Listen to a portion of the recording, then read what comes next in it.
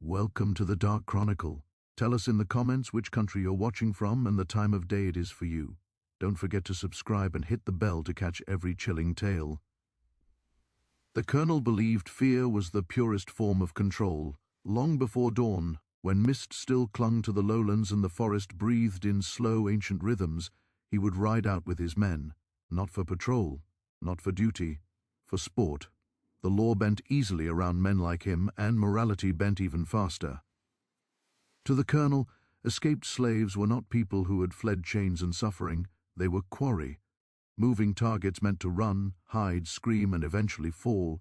His plantation sat like a rotten crown on the edge of civilization, where cultivated land surrendered to wild forest. Beyond the fields stretched miles of dense woodland, twisting roots, thick undergrowth, towering trees that blocked the sun and swallowed sound. It was there the colonel played his favorite game. He called it the chase. When a slave escaped, most owners sent notices, offered rewards, hired trackers.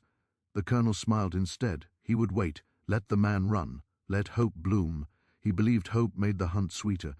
After a day or two, sometimes 3, he would gather a small party, rifles cleaned, boots polished, dogs restless. Then they would enter the forest laughing, joking, already certain of the ending. No one ever came back free. Stories spread quietly among the enslaved quarters. Whispered warnings carried on breath and fear. If you ran and the colonel chose you, death was kinder than capture. He didn't always kill quickly. Sometimes he wounded first, sometimes he waited. He liked to watch strength drain from the body, to see courage fail. He said it taught the others obedience. The forest knew him well. It had seen blood sink into its soil and screams vanish beneath its canopy. Birds fled at the sound of his rifle. Animals scattered at his scent. Even the trees seemed to lean away when he passed, branches creaking softly as if in protest. Yet the colonel felt untouchable. Men like him often do. Then the rumors began. At first they were easy to dismiss. Plantation gossip always grew larger than truth. A slave too strong for chains. A man who bent iron, a figure taller than any overseer, taller than any white man they had ever seen. The colonel laughed when he heard it, swirling brandy in his glass, amused by the exaggeration of frightened minds. But the laughter faded when reports followed. An overseer found unconscious, ribs cracked like dry wood. Chains snapped clean, not filed, not unlocked, broken. 2 men sent to recapture a runaway never returned. Their horses came back alone, eyes wild, tack torn and muddy. That caught the colonel's attention. He began asking questions, not kindly. He learned the man had been purchased young, already towering, already strong, forced into labor meant for oxen, whipped when he slowed, starved when he didn't break.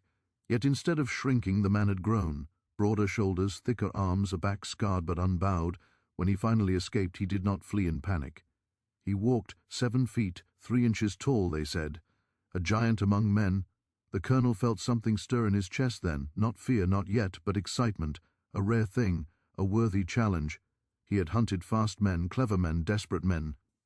Never a giant, never a creature that defied the natural order as clearly as this one. He chose him personally. When the decision was announced, silence fell over the plantation. The enslaved felt it before they understood it, like a shift in the air. Mothers clutched children tighter. Men stared at the ground, knowing that this hunt would be different, worse, or perhaps, though none dared say it aloud, something else entirely. The colonel prepared carefully. He did not underestimate size. He respected it as one respects a dangerous animal. He selected his best marksmen, men who had proven steady under pressure.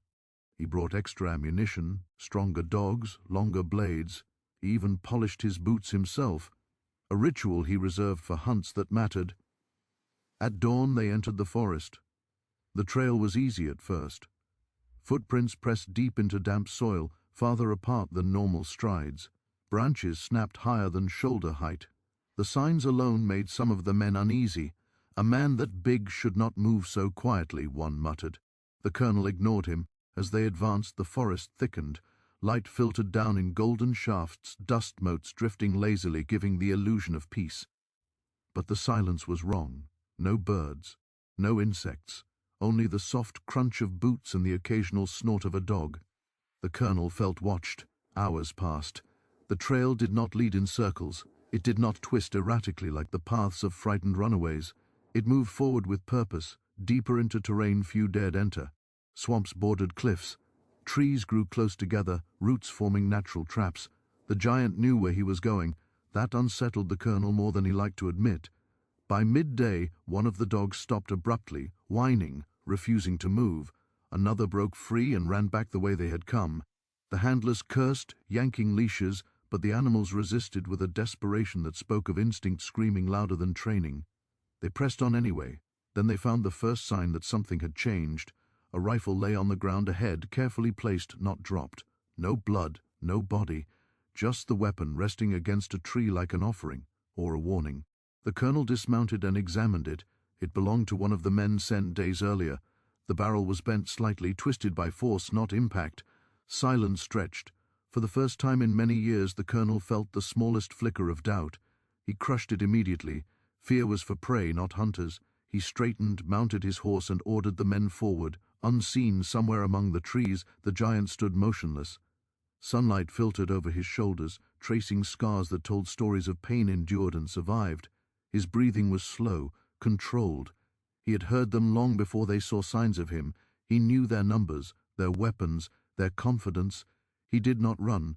The forest had taught him patience. Pain had taught him restraint. Chains had taught him timing. This was only the beginning. And as the colonel led his men deeper into the green shadow, convinced he was closing in on his greatest prize, he could not know that the hunt he loved, the one that defined him, was already turning against him. The giant had been chosen, but not as prey. The forest swallowed sound as easily as it swallowed light. After the colonel and his men passed the place where the bent rifle lay, the air itself seemed to tighten. Boots sank deeper into damp earth, and every step felt louder than it should have. No one spoke now. Even the colonel had fallen silent, his confidence narrowing into something sharp and focused. He told himself this was normal. A dangerous animal always changed the mood of a hunt. But this was no animal, and some part of him knew it. Far ahead, moving with the patience of something shaped by long suffering, the giant advanced through the trees. He had learned the forest the hard way, not from maps or lessons, but from nights spent hiding with torn feet and an empty stomach, listening for dogs, counting breaths so panic would not betray him.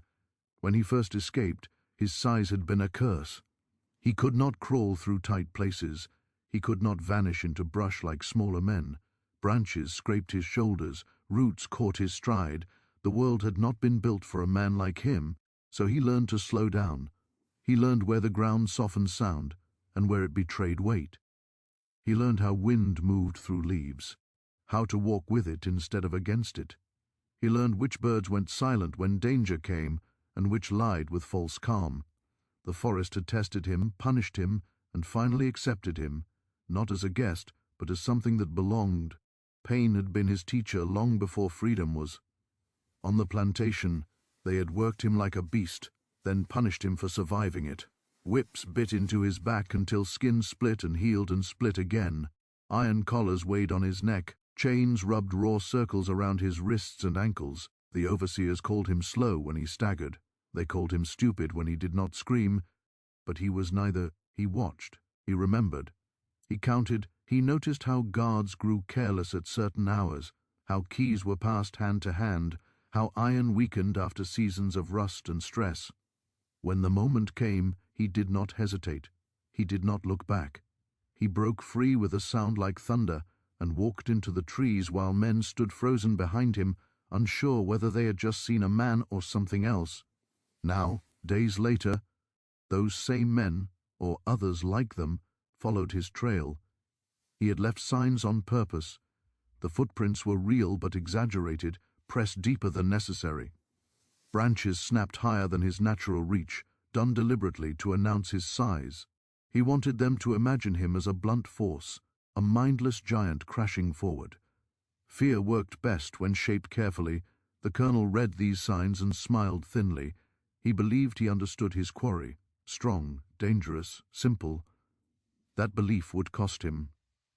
The first man disappeared just after midday. He had walked a little ahead of the others, eager to prove himself, scanning the brush for movement. One moment he was there, complaining about the heat. The next, gone. No shout. No gunshot. just absence. They searched briefly, calling his name. The forest answered with nothing. The colonel ordered them onward. Losing men happened. Fear, he believed, was managed by momentum. Stopped too long and it took root. Still, his hand lingered on his rifle longer than before. From a ridge above them, hidden by a tangle of vines and shadow, the giant watched their formation. He counted again. He adjusted his pace. He knew where the man had wandered too far, where the ground dipped sharply, where roots rose like waiting hands. He had not killed him. Not yet. The man would wake later, bruised, frightened, and alive, long enough to run, to spread panic, to make the forest feel endless. The hunt stretched into afternoon. Heat pressed down, water ran low, the dogs grew restless, their earlier confidence replaced by constant whining.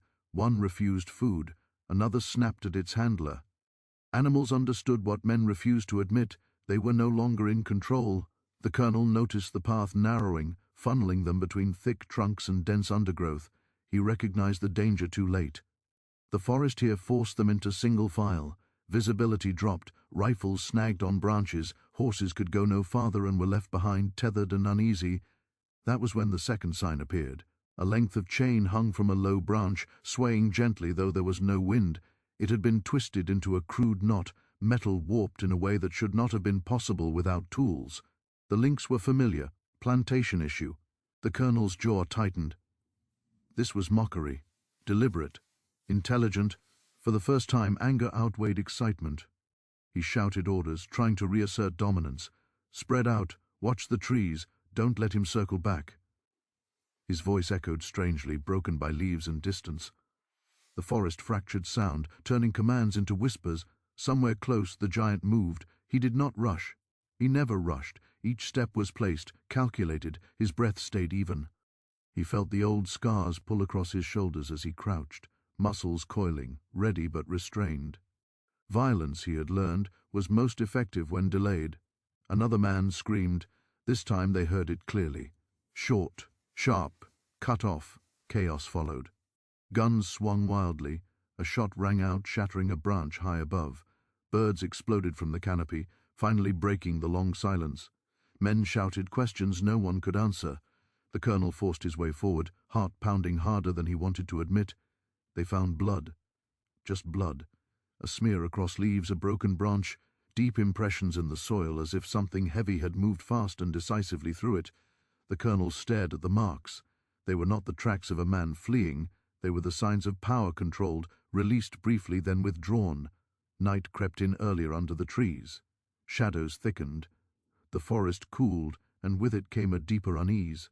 Fires were debated, then rejected. Light would make them visible. They pressed on in the half-dark, every snapping twig raising rifles. Above them, moving parallel, the giant adjusted again. He had wanted darkness. He had planned for it. In the low light, his size became an advantage, his reach extended, his strength multiplied by fear. He thought of the others still out there, men and women hiding, running, surviving. He thought of the ones who would never run again. The forest did not erase memory, it carried it. The colonel stumbled once, catching himself on a tree. No one laughed. Sweat soaked his collar. His breath came faster now. He told himself this was temporary, that morning would restore order, that daylight belonged to men like him. But deep down, in a place he had long ignored, something whispered the truth. This hunt was different. The giant was not merely escaping. He was shaping events, bending fear, using the colonel's own methods against him.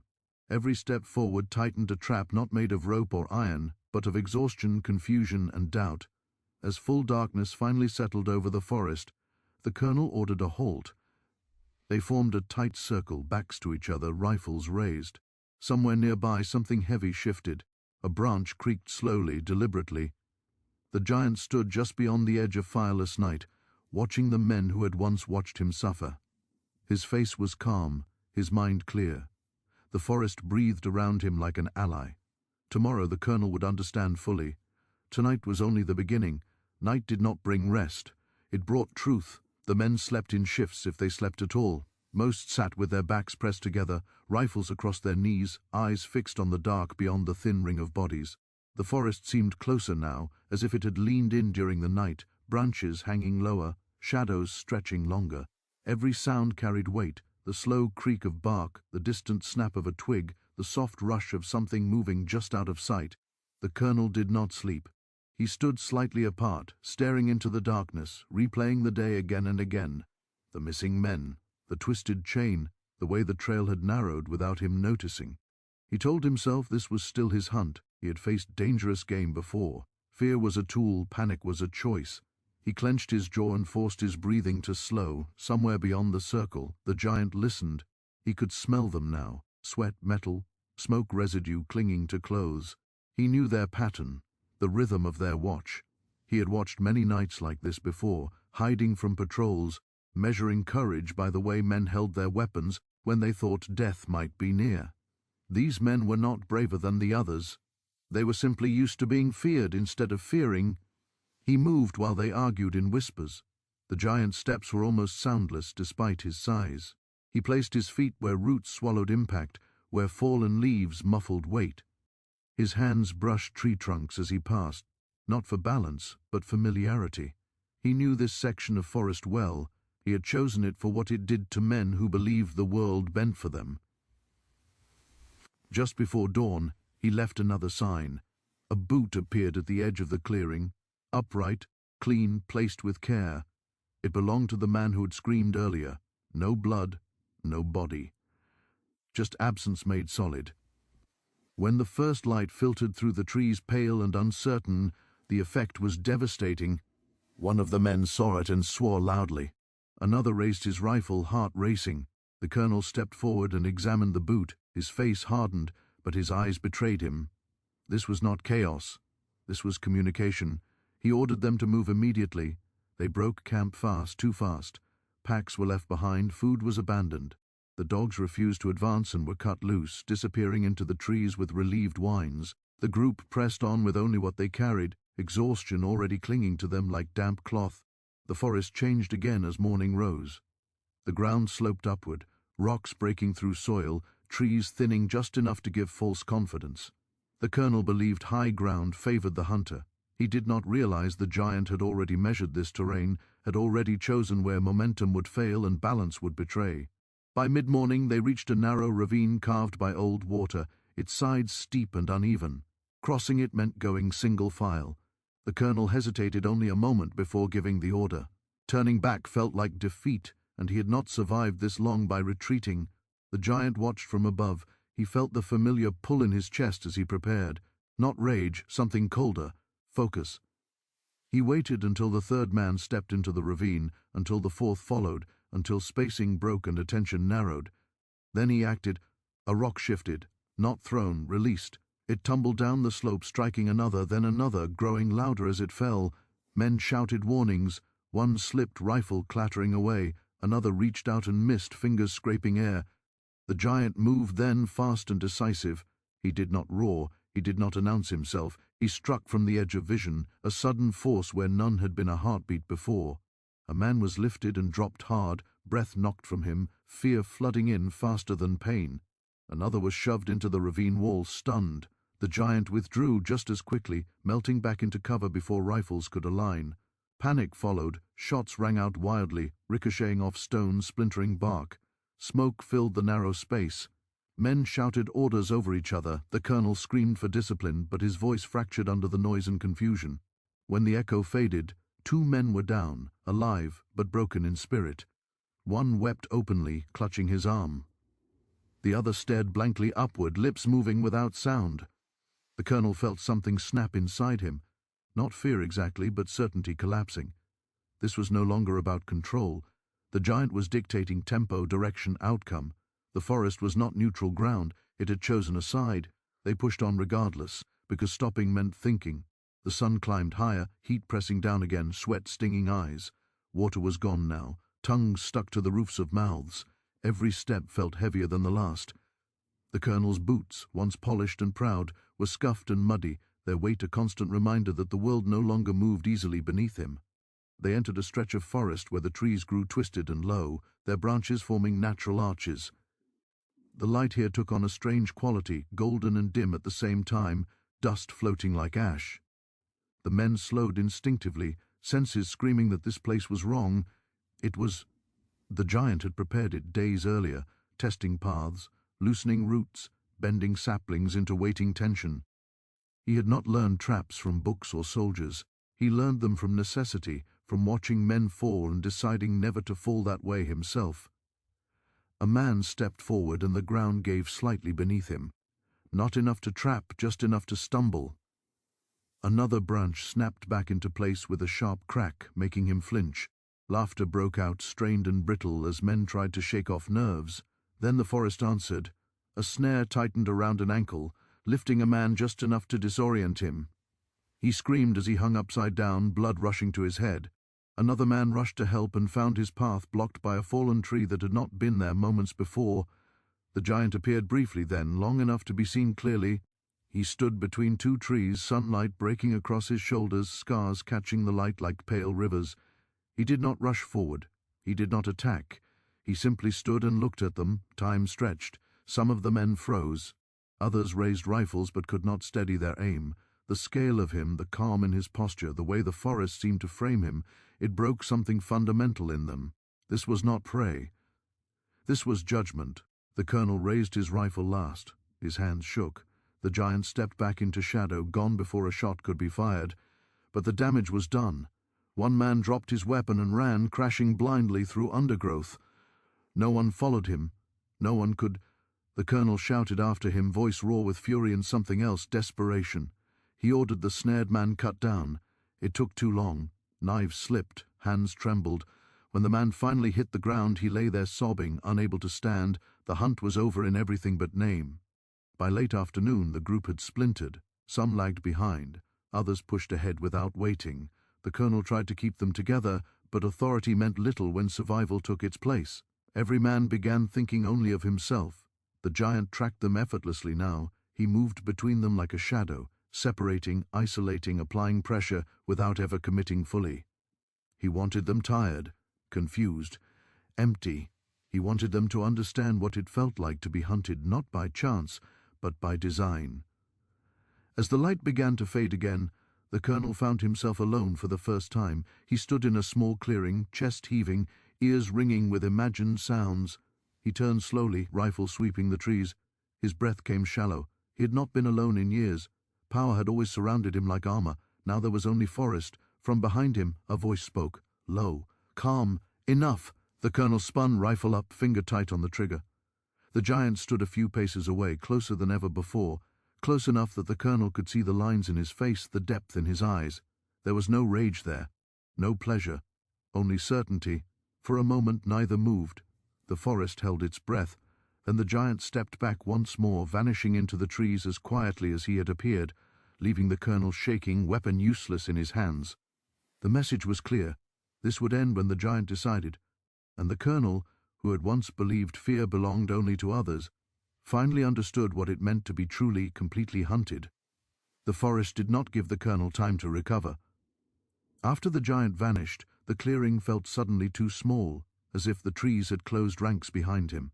The colonel stood frozen for several breaths, rifle still raised, eyes darting uselessly between trunks and shadows. He listened for footsteps, for breath, for anything that would tell him where the giant had gone. There was nothing. Just the slow creak of wood and the distant call of a bird daring to return. His hands trembled when he finally lowered the rifle. He told himself the encounter meant nothing. A tactic, a show meant to frighten him. Yet his body betrayed him, heart pounding, mouth dry, legs heavy. He had never been spared before. He did not know what mercy looked like, and that terrified him more than violence ever had. He forced himself to move. By the time he found the others again, what remained of them, the day was already slipping away. 3 men sat against trees, exhausted, eyes hollow. Another leaned over, retching though there was nothing left in his stomach. They looked at the colonel not with trust or respect, but with accusation, as if his presence alone had drawn this nightmare down upon them. He barked orders. They barely responded. Night came fast again, thick and suffocating. This time there was no attempt at formation, no disciplined watch. They huddled where they stopped, too tired to argue, too broken to pretend control still existed. A small fire was lit despite earlier fears. The darkness beyond it felt worse than exposure. The giant watched from far enough away that the firelight did not reach him. He sat against a broad tree, knees drawn slightly, listening. He could smell their fear now, sharp and sour. He remembered nights like this from the other side of the fire, when he had hidden and listened to men laugh about what they would do if they caught him. Those laughs had not reached this forest. They had died somewhere behind him, left on the plantation along with chains and whips. He thought of the ones who had joined him in the woods days ago, other escapees drawn by rumor and desperation. He had sent them away before the hunt reached its height. Not everyone was meant for this kind of confrontation. Survival came in many forms. This one was his. He rose silently and began to move. The fire crackled. A man dozed, head drooping, rifle slipping from his grip. Another stared into the flames, whispering to himself. The colonel sat apart again, staring at the ground, replaying the moment when the giant had spoken. That voice, steady, controlled, had not sounded like an animal's growl. It had sounded like a verdict. The first scream shattered the night. A man at the edge of the fire was yanked backward so suddenly his chair toppled forward empty. He vanished into darkness with a thud and a cry that cut off almost immediately. The others jumped to their feet, weapons swinging wildly, panic exploding all at once. The giant did not stay. He never stayed. By the time they rushed toward the sound, it was over. They found the man alive, wedged between roots, shaken, face pale as ash. He had not been struck, only taken and dropped, like a reminder of how easily it could have been worse. The colonel shouted until his throat burned. He threatened. He promised rewards. He promised punishment. His words bounced off hollow faces and fell useless to the ground. Authority had lost its meaning here. Fear answered to a different master now. The night dragged on in fragments of terror. Sounds came from everywhere, branches snapping, leaves rustling, something heavy moving just beyond sight. Sometimes nothing happened for long stretches, and those moments were worse. Men flinched at their own shadows, fingers cramped around triggers. Just before dawn, another man ran. He bolted from the firelight without warning, screaming incoherently, rifle forgotten on the ground. No one chased him. They listened as his footsteps faded, then stopped abruptly, swallowed by distance. No scream followed. That silence felt deliberate. The colonel sank to one knee, chest heaving. He knew then that the hunt was finished. All that remained was consequence. Morning brought no comfort. The forest looked the same as it always had, green, sunlit, deceptively calm, but the men no longer trusted it. Every tree was a hiding place. Every patch of shadow felt occupied. The colonel counted heads and realized only 4 remained, himself included. He ordered retreat. The word tasted bitter. He had never spoken it in this context before. But even as he gave the order, he knew it meant nothing. Retreat required direction, certainty. Both were gone. They moved slowly, limping, glancing back constantly. The giant did not harass them now. He did not need to. Exhaustion and dread did his work for him. He stayed close enough to be felt but not seen, a pressure in the air that refused to lift. By midday they reached a shallow clearing where the trees thinned and the ground leveled. Sunlight poured down freely, warm and bright. It should have felt like relief. Instead, it felt like exposure. The colonel stopped short, a sense of inevitability washing over him. This place was wrong too open, too quiet. The forest seemed to pause at its edges, as if unwilling to cross some invisible boundary. The giant stepped into the light. There was no suddenness this time, no trick. He emerged slowly, fully visible, towering and unmistakable. Sunlight traced every line of him. The breadth of his shoulders, the scars, the calm set of his face. He stood between the colonel and the path back, not blocking it with threat, but with presence. The remaining men froze. One dropped to his knees without realizing it. Another whispered a prayer. Rifles lowered inch by inch, not from command but surrender. The giant did not raise a hand. He did not need to. He looked at them, one by one, and then his gaze settled on the colonel. Recognition passed between them. This was no longer a hunt. It was a reckoning. The giant spoke again, his voice carrying easily in the open air. He did not shout. He did not curse. He spoke as one speaks when the outcome is already decided. "You taught men how to fear," he said. "Now you will learn what it is to be remembered." The colonel tried to speak. Words tangled in his throat. He lifted his rifle out of reflex more than intent, and in that instant something final hardened in the giant's eyes. The colonel never fired. The giant moved with terrifying speed, closing the distance before thought could become action. The rifle was wrenched from the colonel's hands and flung aside. He was lifted bodily, boots leaving the ground, the world tilting violently as his back slammed against a tree. The impact drove the breath from his lungs. The giant held him there, one massive hand gripping his coat, the other braced against the trunk beside his head. Their faces were close now. The colonel could see himself reflected in dark eyes that held no hatred, only resolve. For a long moment nothing happened. Then the giant released him.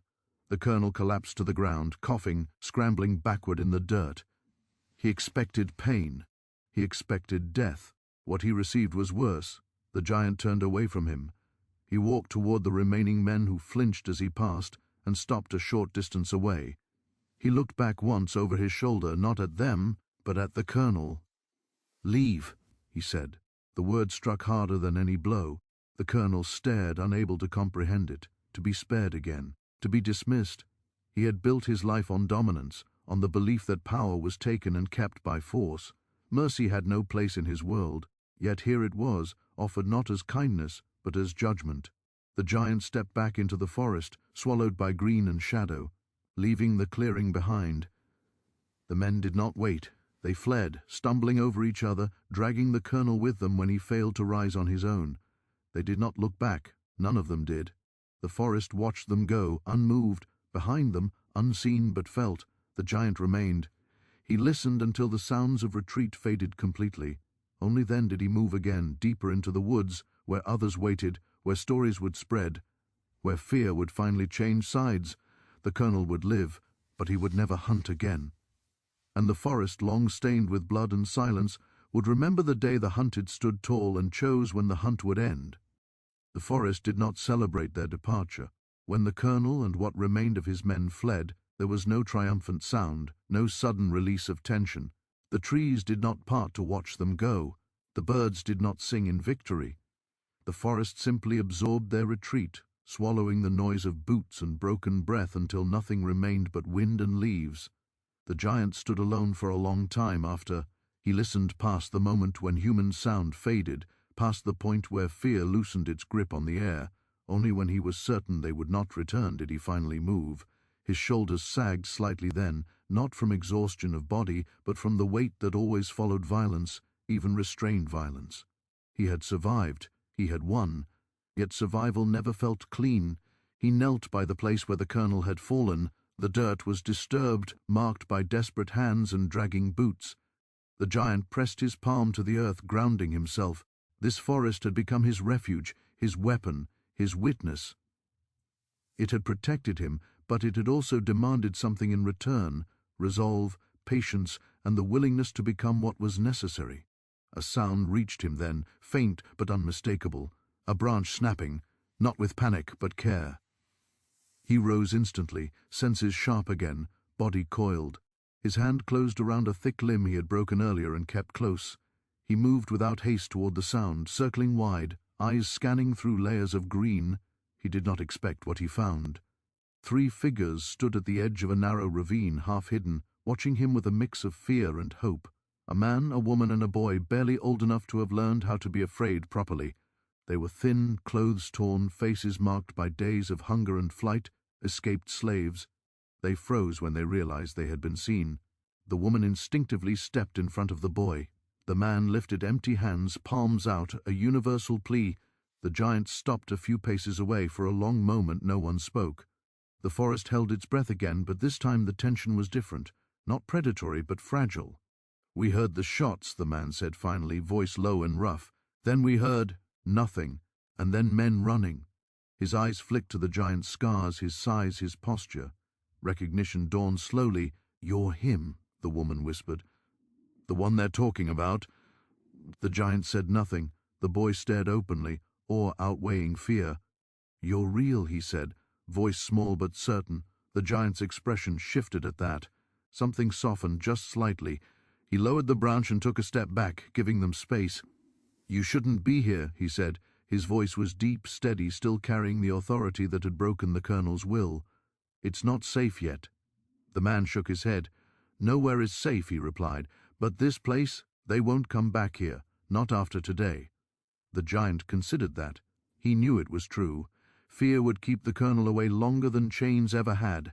Still, danger did not vanish simply because one enemy retreated. More movement stirred in the trees. Another pair emerged, then another.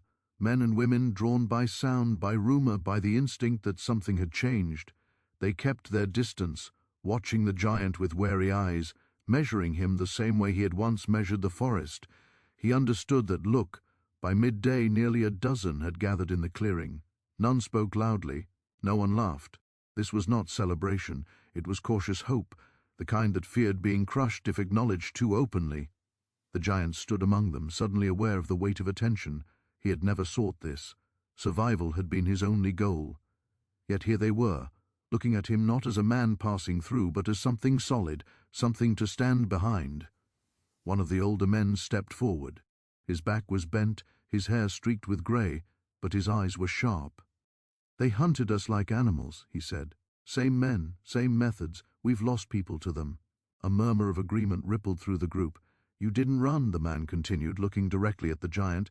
"You didn't hide. You made them afraid." The word hung in the air. Afraid. The giant felt it settle on his shoulders heavier than any chain. "I didn't do it for that," he said. "I know," the man replied quietly. "That's why it matters." They made camp farther from the clearing, deeper where the forest thickened again. Fires were small and carefully shielded. Food was shared sparingly. No one slept easily, but there was a difference now, a sense that danger had shifted direction. As night fell, the giant sat apart, back against a tree, watching shadows move. He listened to breathing, counted it unconsciously. Old habits did not die quickly. The boy approached him hesitantly. "You really let him go?" the boy asked. The giant nodded once. "Why?" The giant considered the question longer than he had expected to. Finally he answered, "Because fear that lasts is fear that remembers." The boy frowned, thinking. Then he nodded as if he understood something important. By morning the group had grown again. Word traveled fast among the desperate. People who had been hiding for days emerged cautiously, drawn by whispers of a giant who stood between them and the hunters. Some came injured, some came broken. All came wary. The giant realized then that the forest was no longer just his shelter. It was becoming something else. He helped where he could, lifting fallen logs, guiding people through safer paths, showing them where water ran clean. He did not command. He did not promise. Yet people listened. They watched how he moved, how he spoke, how he chose restraint even when strength came easily.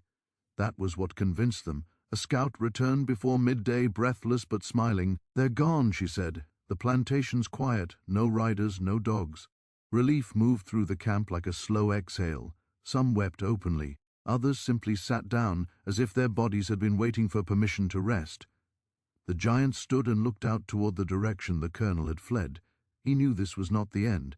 Men like the colonel did not forget humiliation, but something fundamental had changed. Fear had learned a new shape. Stories would spread, not of a cruel hunter, but of a hunt that failed, and stories, he knew, were powerful. That night, they gathered closer together. Someone sang softly, a tune remembered from childhood. The sound was thin but steady, weaving through the trees. The forest did not silence it. The giant closed his eyes briefly, letting the sound wash over him.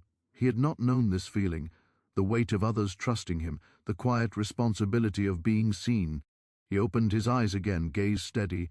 Tomorrow they would move farther, build safer roots, find places to hide, to live, not just survive.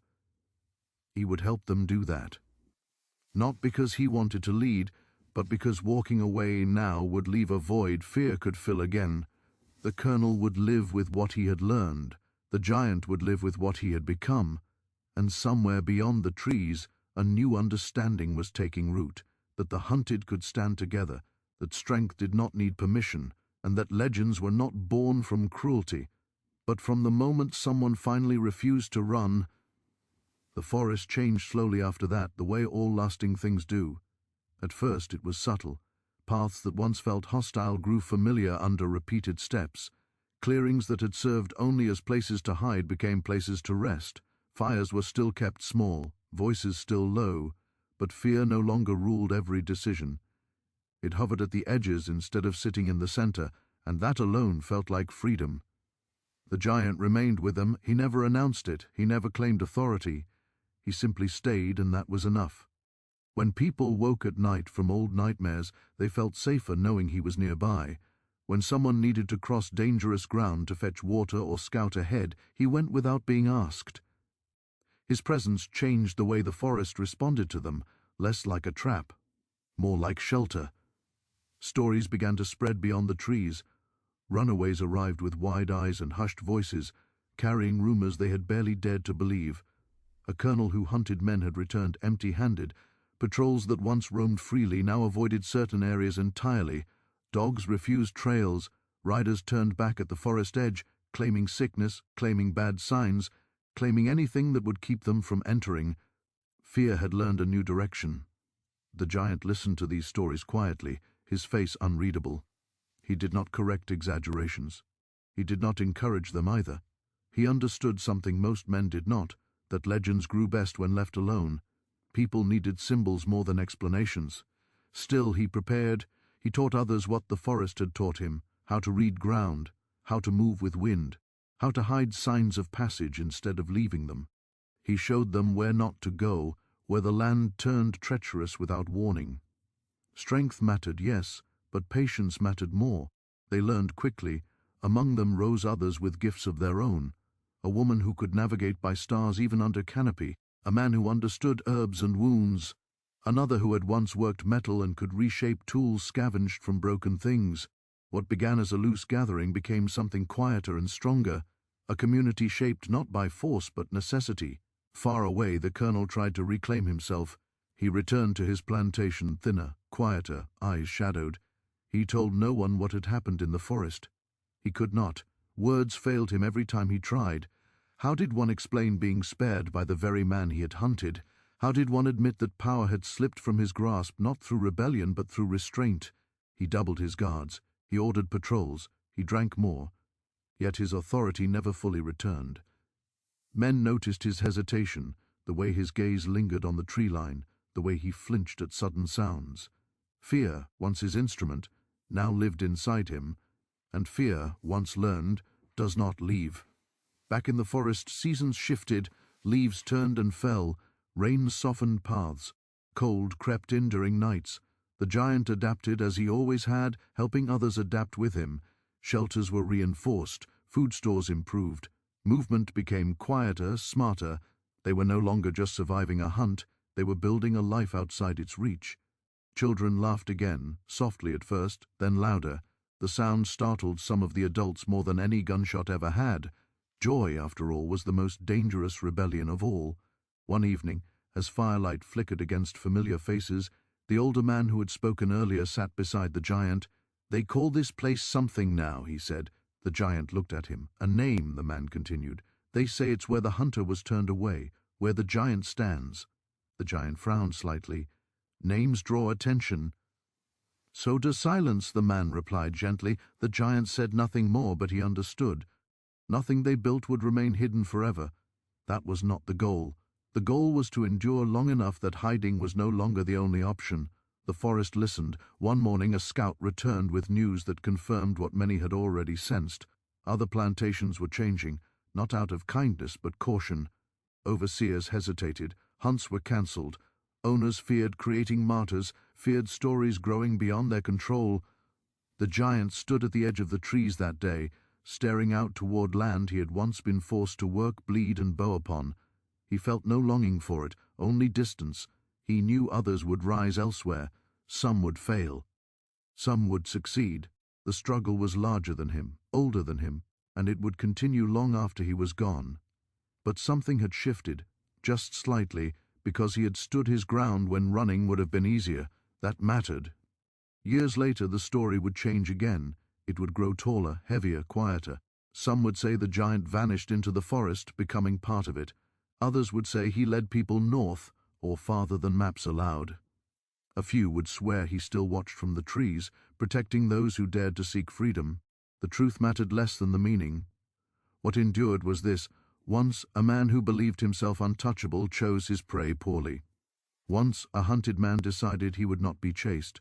And once, fear learned that it could be challenged, not with cruelty, not with chaos, but with calm, unyielding resolve. On certain mornings when mist clung low and light filtered through leaves just right, The forest seemed to remember. It stood a little straighter, it breathed a little easier. And somewhere within it, whether in flesh or in story, the giant remained, no longer prey, no longer just a man, but a reminder that even the strongest chains are meaningless when the one who wears them finally decides to stand still and say no more.